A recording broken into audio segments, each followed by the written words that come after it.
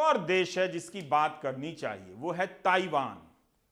Taiwan चीन के बगल का देश है और शुरू में कहा गया कि चाइना के बाद, चीन के बाद सबसे ज्यादा कोरोना से प्रभावित होने वाला देश अगर कोई होगा तो ताइवान होगा। लेकिन ताइवान में ऐसा कुछ भी नहीं हुआ।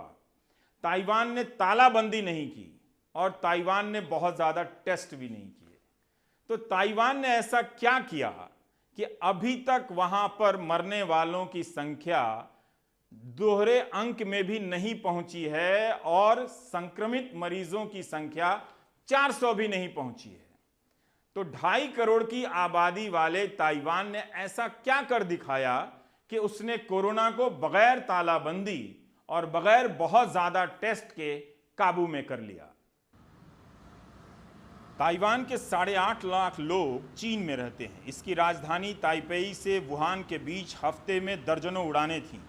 जैसे ही 31 दिसंबर को वुहान में संक्रमण फैलने की खबर आई, ताइवान ने चीन से आने वाली उड़ानों को सीमित कर दिया। तब तक कोरोना का नाम कोविड-19 भी नहीं पड़ा था, अज्ञात विषाणु कहा जाता था। ताइवान ने चीन से आने वाले हर नागरिक की स्क्रीनिंग शुरू कर दी, क्वारंटीन पर भेजा जाने लगा। 2003 के सार्स के अनुभवों से सीखकर ताइवान ने नेशनल हेल्थ कमांड सेंटर बनाया है, जिसे 20 जनवरी को ही सक्रिय कर दिया गया। उसके तहत सेंट्रल एपिडेमिक कमांड सेंटर को एक्टिव कर दिया गया और ताइवान तेजी से फैसले लेने लगा। सारा मंत्रिमंडल एक साथ मिलकर एक तरह की नीतियां बनाने लगा और लागू करने लगा। ताइवान के स्वास्थ्य मंत्री इस कमांड सेंटर का नेतृत्व संभालने लगे। सारी सीमाओं को सील कर दिया गया और नियमित प्रेस ब्रीफिंग होने लगी।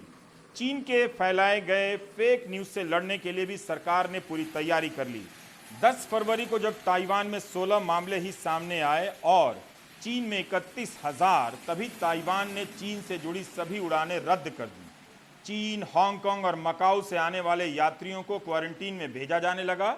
उस वक्त भारत में ट्रंप की रैली की तैयारी हो रही थी और मध्य प्रदेश में सरकार गिराई जा रही थी।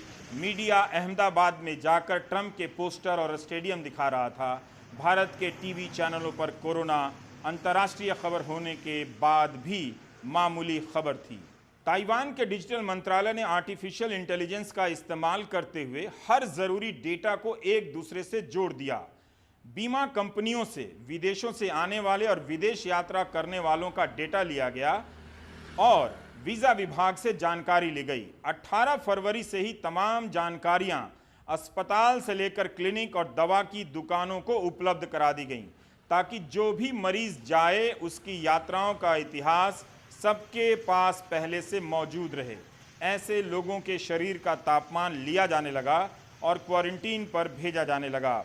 आमतौर पर सरकारें ऐसी सूचनाओं का इस्तेमाल नागरिकों पर नियंत्रण करने के लिए करती हैं, मगर ताइवान ने इस मामले में अपनी जनता का विश्वास हासिल किया है। वहां सरकार ऐसा सिर्फ आपदा के समय ही कर सकती है। लोगों को फोन पर अलर्ट जाने लगा कि किस इलाके में जाना ठीक रहेगा और कहां पर मास्क मिलेगा।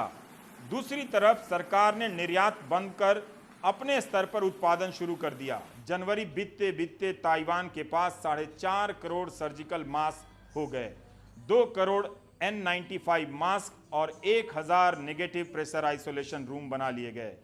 ये खास तरह का कमरा होता है जो हवा का दबाव इतना कम रखता है कि प्रदूषित हवा, संक्रमित हवा बाहर निकल जाती है। जल्दी ही ताइवान के राष्ट्रपति ने ऐलान कर दिया कि ताइवान एक दिन में 1 करोड़ मास्क बना सकता है। ये तुलना करने के लिए नहीं है, लेकिन देखने के लिए है, सीखने के लिए है कि दुनिया के बाकी देशों ने जनवरी, फरवरी और मार्च के महीने में क्या एक्शन लिया और इससे उनकी लड़ाई कितनी बेहतर हुई। ताइवान को लेकर हमने जितनी भी वेबसाइट पर आर्टिकल या लेख या रिपोर्टिंग पढ़ी है, उसमें 4 चीजें कॉमन थी। सब में एक बात आ रही थी कि डेमोक्रेसी, ट्रस्ट, ट्रांसपेरेंसी और टेक्नोलॉजी, यानी लोकतंत्र, विश्वास, पारदर्शिता और तकनीक, इन 4 के दम पर ताइवान ने कोरोना को काबू में किया। ताइवान में पढ़े लिखे लोगों को भी चुनने की परंपरा है। वहां पर जो राष्ट्रपति हैं वो LSE London school of economics के पढ़े हुए हैं, PhD हैं और जो उपराष्ट्रपति हैं ताइवान के, वो एपिडेमियोलॉजिस्ट हैं, महामारी के विशेषज्ञ कहा जाता है उन्हें। इन सब चीज़ों को भी हमें जानना चाहिए। इसके संदर्भ में अगर भारत भले ये दावा करे कि उसके यहाँ कोरोना के संक्रमण के बढ़ने की रफ्तार कम है, तो उन दावों पर ज़रा ध्यान से गौर भी करना चाहिए। और अगर भारत ये कहे कि उसने अपनी तैयारी समय के साथ या समय से पहले शुरू की, तो इन दावों पर और गौर से देखना चाहिए कि